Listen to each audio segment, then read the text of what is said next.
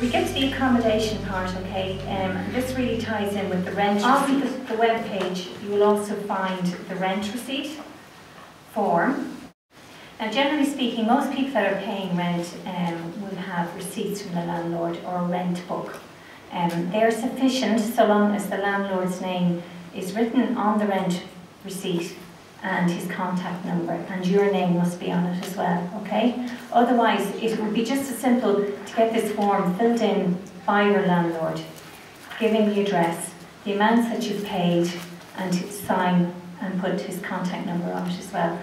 Now, some students who are living at home also contribute at home, so this form can be used for that purpose as well. So there's a finite amount of money available, okay? And the way it works is we take in the applications. So for example, we might have 200 applications for the fund. We look at the fund, and then depending on how the committee decides, they decide the amount that's given to everybody. So the maximum that anybody got last year was €1,000, okay? And the minimum is usually around the 200, 300 amount.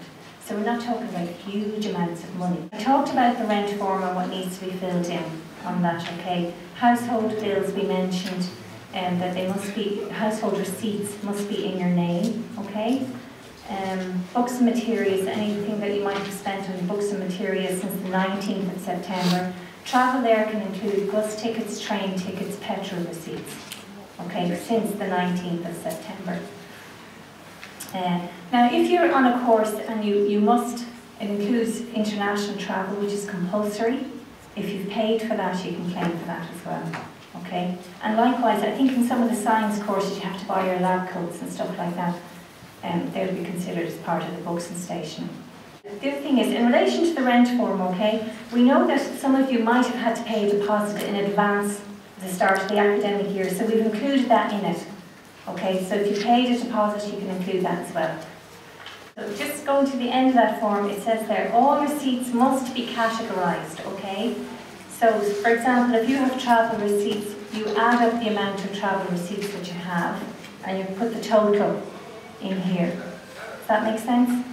Okay, and then you just add them up, tot up the total at the end. So the total at the end here must be the same as the total amount that you're submitting in receipts. Is that okay? Finally, the last page then, you just certify that the information that you've submitted is true and correct. And if you're living at home, you get a parent or guardian to sign that for you as well.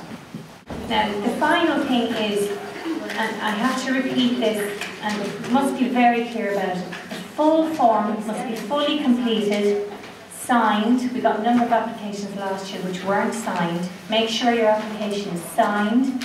Make sure you have all the receipts categorised and stapled or attached to the form.